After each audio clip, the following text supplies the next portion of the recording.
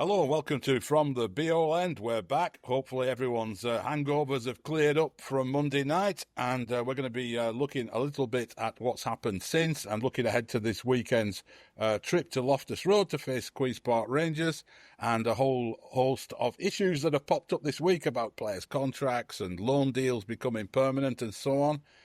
I'm Simon Evans, and with me is Chris Bowden and Darren Bentley, and a special guest today, Martin Barnes, is joining us from Sheffield, where there probably were sore heads for different reasons. Martin, what's it been like in the Steel City this past week? It's been an interesting one. I've had to try not to walk around just permanently smiling, basically, and taking the mickey too much, because I'm afraid I was in the camp that kind of would happily have taken half of the money and stayed down, I'm afraid. So I've had to temper my exuberance slightly. But yes, it's been enjoyable wandering Sheffield this week. And the sort of mood, the exuberance that was so evident on our podcast on Monday, I think, the mood of yourself, have you sort of had time to sort of settle and think about it all and what it all means? Yeah, it's fantastic achievement. I was in the camp of watching it on the telly nervously, kind of almost from behind the sofa, really. No, I wasn't anywhere near as confident as the guys who were in the stadium. I was very much expecting something to go horribly wrong, but no, me and the kids have been reflecting on it, talking about the defensive record and the unbeaten run, and it is really incredible, particularly given the sort of turmoil that we had in the transfer window. So yeah, hats off. Although I was relatively happy with Scott Parker's appointment. I was fairly sanguine about it. I thought it was a sensible appointment. He'd had success before, and sometimes that's what you need. You need somebody who knows to get you out, how to get out of the division, and so it's proved. It has, hasn't it? Chris, there's been a lot of content flying out of the Clarets camp on the celebrations and everything that's gone on. And what's caught your eye this week in the sort of post-promotion scene?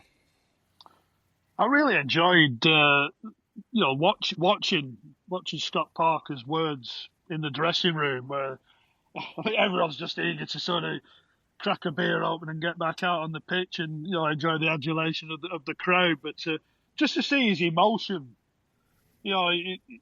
sort of everything crystallises at that moment. Everything he's done, the work of everyone. Great that he sort of mentioned all the staff and the analysts and everyone. There's a cast of thousands that who were responsible. It's not just the squad getting the job done. And you could sort of see that it really hit home to him. I think he said it's sort of like it's the best group of lads he'd worked with. In words to that effect, and you can see there's a lot of love for Scott Parker, a lot of admiration for him as a man manager. I was reading stuff from Josh Brownhill this week where I think he was basically saying that Vincent tactically was, probably a bit more in depth, in detail than Scott Parker, but Scott Parker's the best manager he's worked under because of the relationship he has with his players. And I felt like running through a brick wall, to be honest, after I'd listened to that, and you could see why they've got this sort of resilience and elite mentality that he has instilled because it's been a brand new group of players. Yeah, I mean that's what Brownhill was saying there. I watched the podcast he appeared on where he was talking about the three managers he's played under at Burnley, and he was saying that really Parker's the one that the players have a personal relationship with. There's a lot of conversations go on. And he does seem like we hear a lot about how the modern player wants an arm round their shoulder as much as the sort of leader figure who might be barking at them on the training ground. Is Scott Parker? Do you think he's found that? Is that part of the key to his success? You think he's found that sort of way of sort of dealing with the modern footballer?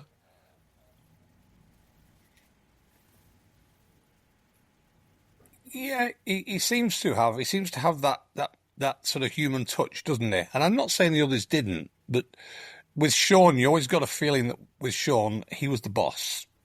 And there was, there were certain players that along the way had little run-ins with Sean. I'm thinking of Gibson and maybe Bamford, people like that. Parker doesn't seem to have that. He's very mellow, almost awkward. I feel sometimes when that speech Chris was talking about in the dressing room, I almost felt his modesty makes him a little bit awkward in front of him when he's doing his public speaking. But he's clearly got the Midas touch behind the scenes, and he's really got the respect of players. There's no doubt about that. You can tell that. He's got a tight-knit group there. As you said, Chris, they'll run through brick walls for him. Again, opposite Company. Company seemed to be a very abrasive character at times, I think. We got that from the little snippets we saw sometimes of the stuff on the training ground through the Mission to Burnley documentary. So I think everyone's kind of come out with it in the last few days, haven't they? 3 different managers, 3 styles of play, 3 promotions. There's no right way of doing it. But Scott Parker seems to have found the magic key, I think, to sort of unlocking this side, which was, in the first 4 months of the season, let's not forget, really stale and a little bit boring and a little bit reserved. And he's found the key to unlocking that talent and making us a bit more of an attacking unit and freeing us up. I mean, every credit to him. It's been a remarkable last 6 months of the season, I think. Certainly one of the most enjoyable I've seen for a long time. Martin? I was just thinking about this as Daz was speaking there. Potentially, you've got the balance of being a very successful player, played at the top level, but he's also experienced a little bit of failure as well, hasn't he? He's had the Club Brugge sort of experience as well. Whereas Dyche, of course, was a steady player, but nothing fantastic. But he'd had a problem of being sacked by Watford, and Company obviously sort of succeeded, did really well at Anderlecht with his young team there and got them sort of back on an even keel, and clearly was a fantastic player, so he'd not experienced that. So perhaps Parker's kind of mixture of experiences have ended up kind of being a bit more relatable to the sort of players that we've got, really. Yeah, I mean, I would imagine it makes you a more rounded manager when you've had that sort of the humility that you get from being relegated. I mean, Parker's obviously gone through it in the Premier League as well, and getting sacked at Bruges. I can see that makes a manager think, I don't have all the answers, necessarily. I need to work with these lads, and he does seem to, from what Brownhill was saying anyway, value their opinions on things. He's asking them a lot. I mean, it's interesting to see the different styles and how people talk about them. Of course, you always have to put a massive proviso on that footballers always talk well about their current manager and have a little bit more liberty to talk about managers they're never going to work with again. So it's that needs to be taken into account. But it's quite similar. I was reading something about Eddie Howe, and obviously Eddie had gone down with Bournemouth, and Tyndall and Jonathan Woodgate had a go at things at Bournemouth, and they'd not got promoted, and Eddie had this year out to sort of reassess, have a look at things, and Parker's done similar. Obviously, Parker then went in at Bournemouth, but I think, like I said, Eddie had this idea of this idea of sort of total football, and if we get promoted, that you can ease into the Premier League playing that style. I mean, over time, that's probably been shown not to be the right thing. But you remember Eddie's, like, defensively, I mean, they were sieve-like at Burnley, but he sort of adapted. His Bournemouth team were really sort of miserly. His Newcastle team have been miserly, and he's sort of almost changed his way of thinking, mate. Gone about making Newcastle very hard to beat. You look at the intensity of his Newcastle team now, and it's a far cry from what he set off like. And I think, like I say, Parker's he's been there. He's had the experience in Belgium. He's come away. He's had a year out, and he's sort of he's a mix, isn't he? He's a mix of that pragmatism, and I think you will also see probably very much like he was as a player, very silky, but a sort of very sort of gritty midfielder as well. Really, he wasn't a show pony, but he had the flair, he had the ability to go with it. Oh yeah, he was a very good player. But you're right, he had those two sides to him, didn't he? He was a rounded footballer, as he's proved to be a rounded manager. He's got a lot of dealings to do this summer, obviously. we're starting to get reminders of what those deals were we did with the loan players over the summer, where there were the promotion clauses put in place and obligations to buy and so on. Looks like we're tied on to sign most, if not all, of those loan players. Marcus Edwards, just help me out here, who we've got on the loan ones. We've got Marcus Edwards, Zion Fleming, Jaden Anthony, Bashir Humphreys. I think all except Humphreys. Humphreys is an option, I think. The rest of them are mandatory, as I understand it. Is that right, Daz?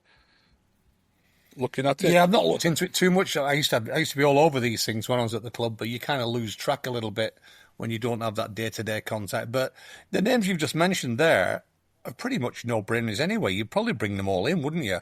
I mean, we probably still need real strength in attack. You know, Zion Fleming is a no-brainer, I think, to bring him in because he's versatile. He can play in a number of positions.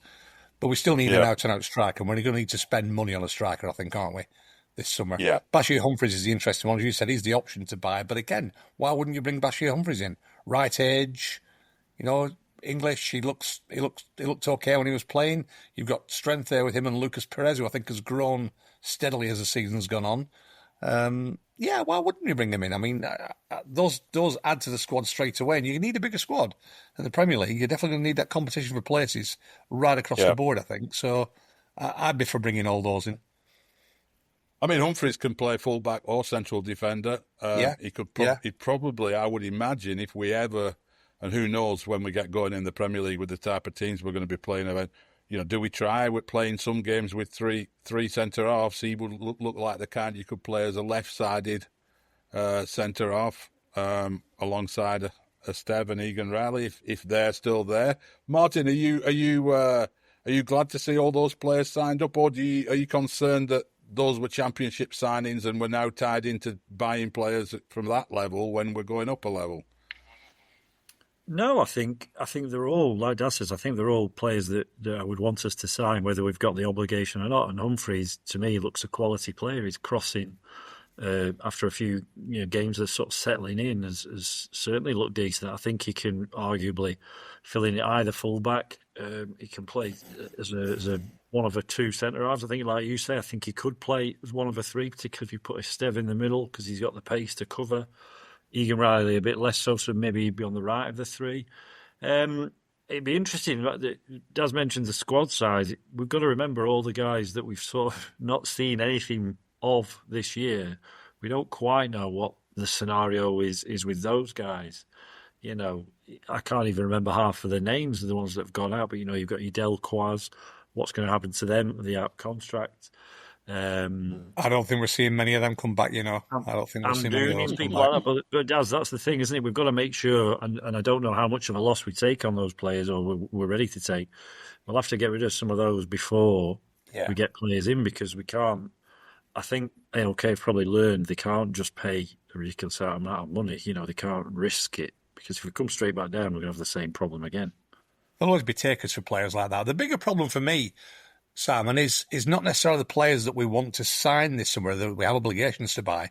It's what do you do with the players that have been established at the club for a few years, and when we were in the Premier League last time, were probably proven to not quite be good enough. And the two that spring to mind there are Cullen and Brownhill.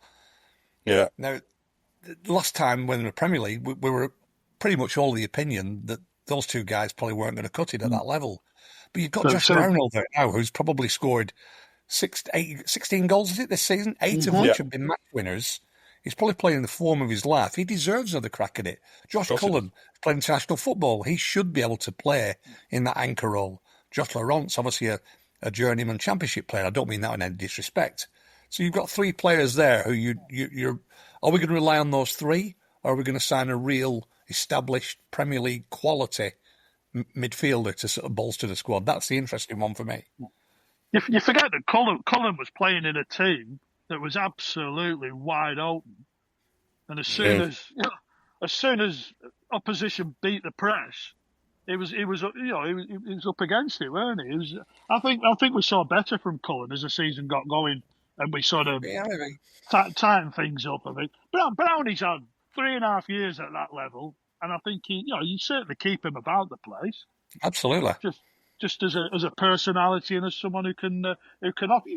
You want to upgrade, don't you, if possible? If the option's there, if there's better there, go and get them. Fine, but I think you need. So we want to keep these players. 2 years ago, we come up and we should have had an option on Teller. We should have had an option on Matson. We should have had an option on Harwood Bellis. And we came up and we lost 3 of our key players before we'd even kicked a ball.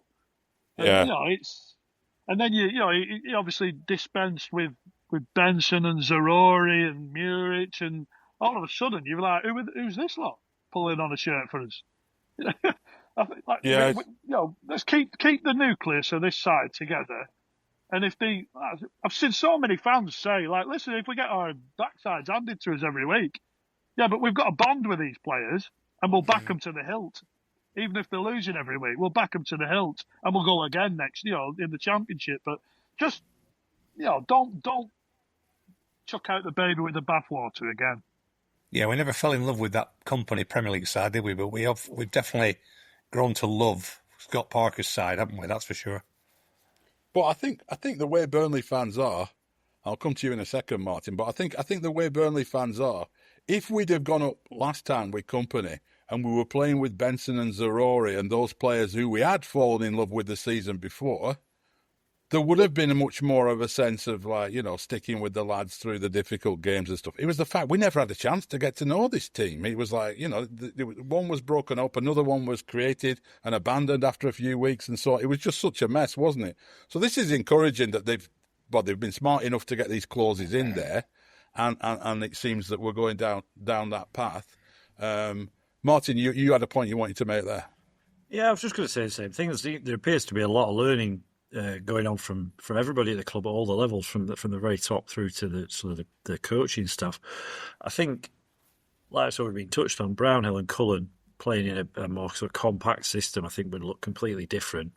And I think, like Chris said, you don't want to be getting rid of 7, 8 of your starting 11. Make no sense at all to me. I'd love to sort of get Company's reasoning behind that. I think, as well as an ex-player, he should know or appreciate that when players get you somewhere, they deserve the right to really have a go and be proven to be not good enough.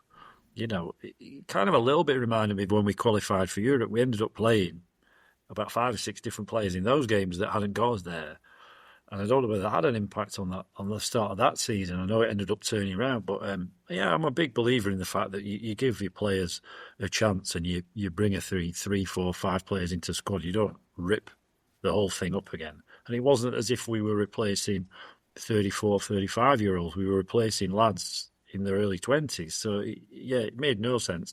And I can't see Parker going down that line because there's been far more signings that have made a bit more sense to me than in that last Company season. Yeah, I mean, Brownhill's out of contract, so this might be an academic discussion if he gets an offer that is attractive to him and his agent. But it's also, I'd really like to see Brownhill because I think he's improved. I think he's improved as a footballer. I think, and what is he, 29, 28, 29?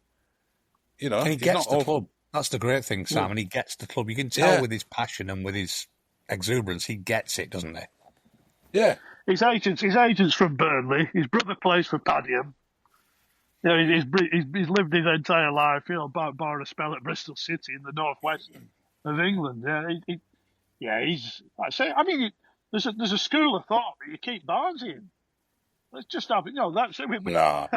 Just not as a serious selection choice as a centre forward, but sort of like Corky, sort of veering towards a coaching side, but have him in and around for his nous and his experience, and he rubs off on. He rubbed off on the last group, on the Company group that got promoted. He's rubbed off on this group of lads since January. He's worth having around the place.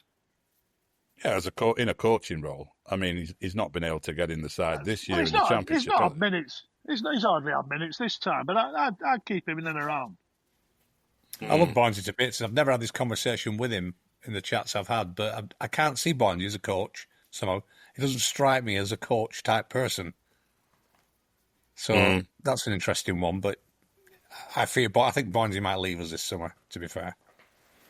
It's a cruel sport, isn't it? It is. I mean, it gets like that. I know what you mean, but teams don't have. It's cruel to say mascot as we have done a few times. But what you're saying is having somebody around dressing room because they're a good lad. That's not the way it works, is it? Though. Well, no, but I see you. It depends on his thinking as well, I suppose. But it just does no harm at all. Have him in and around the place. He does seem to have taken that role this year very, very well, doesn't he? The pictures of him, the footage of him celebrating the goals on the sideline and being involved and clearly having a relationship with the young lads who he wouldn't have known from his previous time at Burnley at all. So he's built new bonds as well and stuff. He does seem to have been, you've got to have a right mentality to be an older player who's left on the bench. Some can get very bitter and undermine a manager and all that kind of stuff. But he clearly came in knowing that was the story, yeah. It's like a comfort blanket that we ripped away last time when we took Charlie Taylor out of the equation, Jack Cork, Barnesy had gone, etc. The spine and the experience and the know-how and knowledge of the Premier League.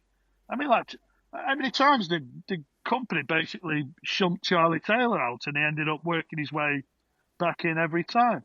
Yeah. Corky should have played more in the Premier League 2 years ago, and so on. But again, if we're going to learn our lessons, you've got to try and keep that knowledge and experience. Do you think, Daz, we've got Brownhill and Egan Riley there, two players who are out of contract. Clubs have sniffed around Brownhill in the past, decent clubs. Nothing's ever come of it. He's re-signed. I would think there would be interest this time after scoring 16 goals in the Championship from somewhere. There'd be interest. And Egan Riley's an interesting one, isn't he? Because people look at him and say, well, there's not a lot of pace there, but he's had an outstanding season. Brownhill's, you're right. Brownhill's going to have his suitors, isn't he? There's no doubt about that. And then it's all about what he wants to do. And you'd hope that they'll pull and the connection he has with the club. He certainly looked like he was home in the Royal Dutch on Monday night, by the way, when he was sort of singing and dancing. There's no problem there. Egan Riley's a bit of a different one in that, Trafford's his best mate. Trafford might be off this summer. Yeah. He wasn't treated well in the first early years of his contracts at Burnley, but he's now the one linchpin alongside Esteve that you want to build a side around. I don't know where his head's at in that respect. I mean, he's a Premier League player now, so he's going to have to go for big money. If we're going to sell him, we have to go for big money. Him and Esteve and Trafford, that triumvirate at the back has got a lot of money in it there for Burnley Football Club. But you can't just, as Chris said, you can't throw the baby out with the bathwater. You've got to build a side around players. You can't just let them go.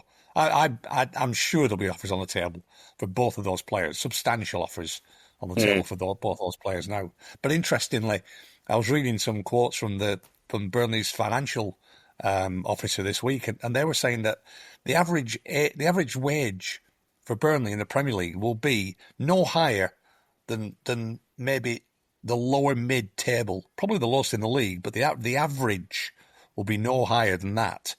So the task ahead of Burnley is not just on the pitch, but off the pitch is there, because if someone comes in and throws money at it and offers them twice the money, then money talks often, doesn't it? No higher than half, is that what you're saying, Des? Well, basically what the quote was that in 2024, the average wages of the three promoted clubs were 5 times lower than the average of the top three, which you'd expect, but they were half the average of the 7 clubs immediately below them.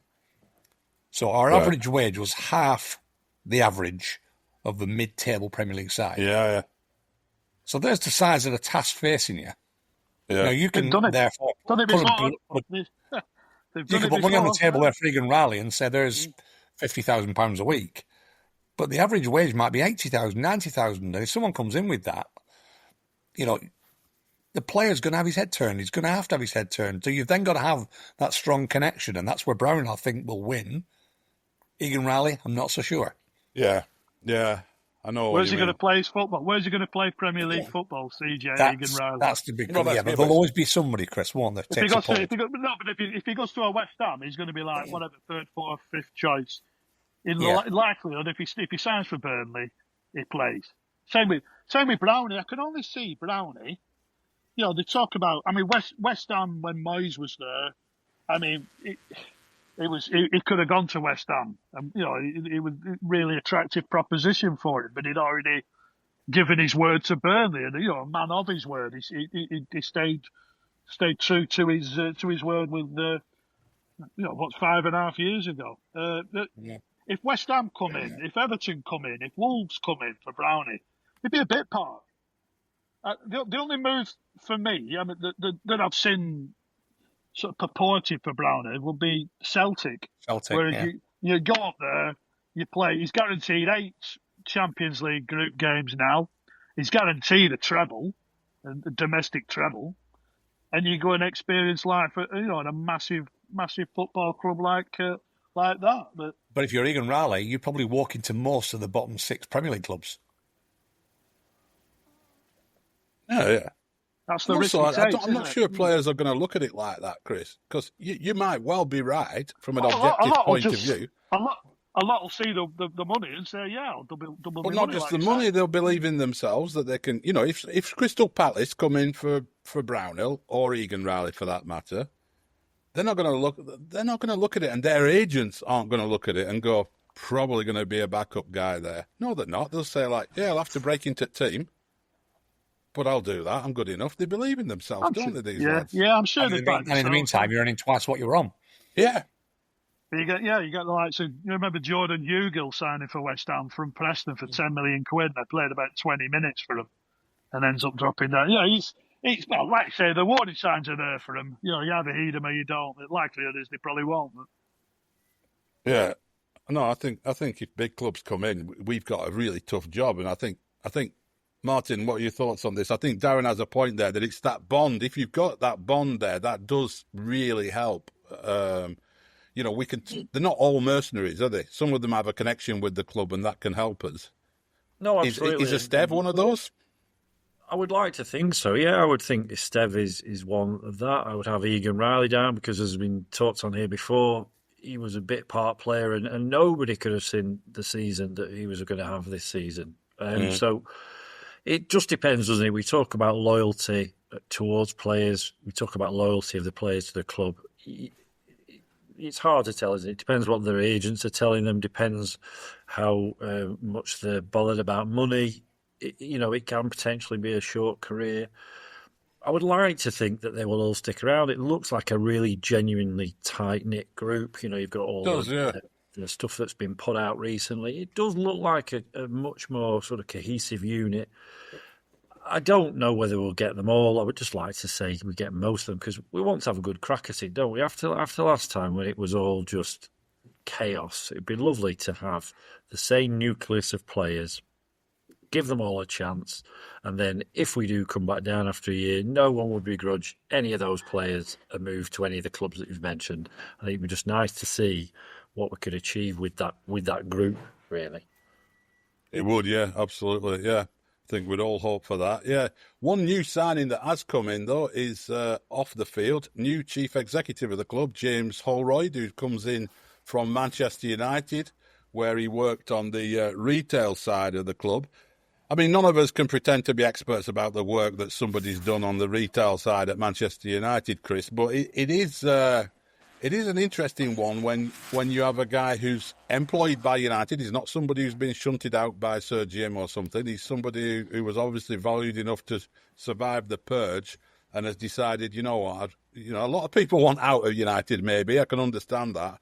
But to choose to go to Burnley, that's an interesting move, isn't it? An encouraging one in some respects. Yeah, as far as off-the-field signings go, that was, a real sort of head-turner, sort of between the lines, you can sort of see that a lot of people were hugely impressed with the work he did at Manchester United, and like I say, thought he'd been pushed out, but he hasn't. He's come to Burnley of his own accord, which says a great deal about the direction of travel at the football club. My only desire is that he brings his Adidas strips. That's all I want to see.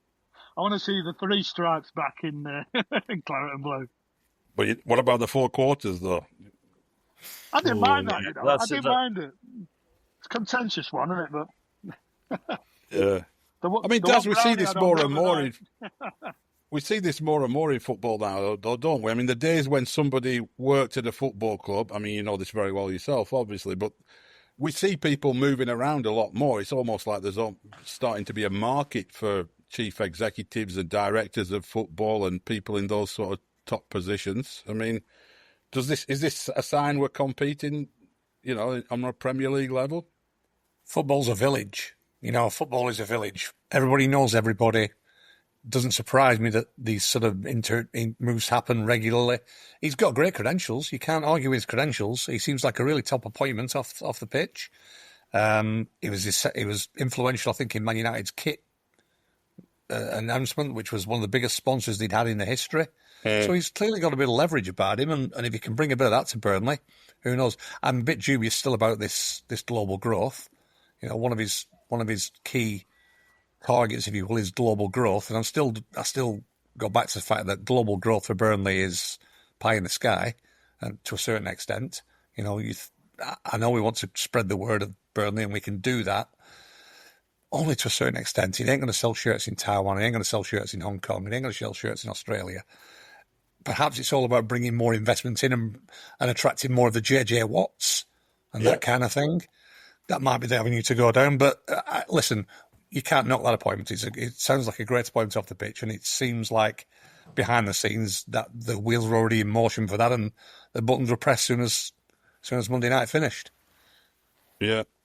Before we close off, let's have a look at this weekend's game, because there's still two games left this season, and there's a title to play for. I mean, Martin, are you expecting Scott Parker to put a full-strength side out? We're going for it, 3 points. You absolutely want to win this title, or do you think he might be tempted to rest, give opportunities, and that sort of thing?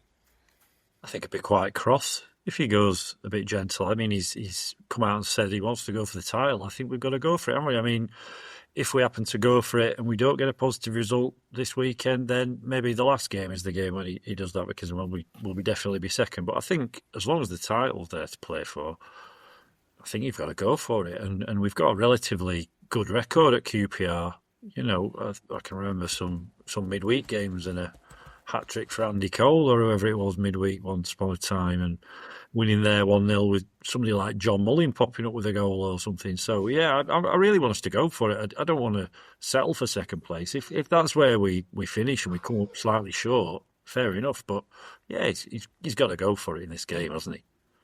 Yeah. Chris, looking at Leeds have got Bristol City on Monday, and then they're away at Plymouth Argyle. So, you know, if they win their two games, they're champions. There's nothing we can do about it. Yeah, but do you see perhaps that Bristol City game being a banana skin for them? Absolutely. That's it. Bristol City are one of them sides that can nail down a playoff position, and Plymouth, you know, at the time of going to press, are still alive. So that's it. I said the other day, you know, and I haven't even looked it up to my chagrin, but how many sides have won the championship title in 3 successive campaigns at that level? It would be an absolutely incredible achievement. So they've got to go full tilt into the weekend, and hopefully, I back them. You know, regardless of Monday, had they lost and still needed 4 points to get over the line, I'm sure they would have got that.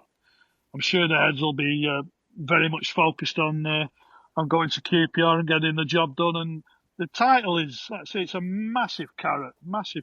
And again, they got the head start on Leeds. If they can get the win and put pressure on Leeds before Monday night, then all power to them. Das, do we get a parade for promotion, or do we have to win the league to get a parade?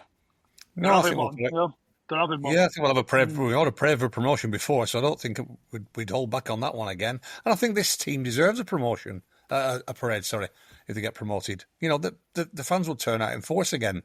I don't think there's any law of diminishing returns on that around Burnley. People enjoyed last time we had one was a great, lovely sunny night. Everyone turned out.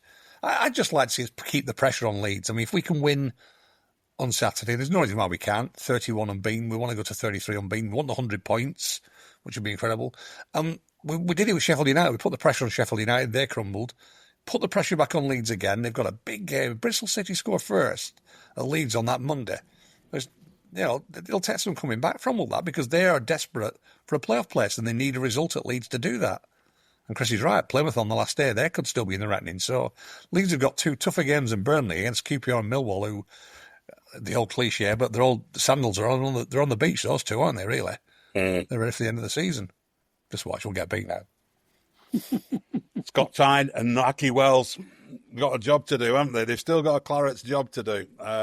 Thanks very much indeed for joining us. We'll be back, of course, on Monday to review and debrief everything. Thanks very much to Martin for joining us as a guest on this podcast.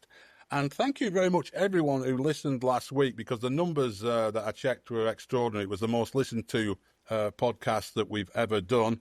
Perhaps not surprising after we win promotion in that fashion, but it's been really good to see new people coming in and watching us on the YouTube channel and subscribing on the podcast channel. Keep in touch with us because we will be carrying on through. There's no off season on From the Be-All End. We keep on churning stuff out over the summer. We'll have some interesting, like we've done in previous off seasons, interesting special guests, former players and so on to keep the Clarets talk going through the summer. But still 2 games to go, and we'll be back on Monday to talk about it all again. And up the Clarets. And it's not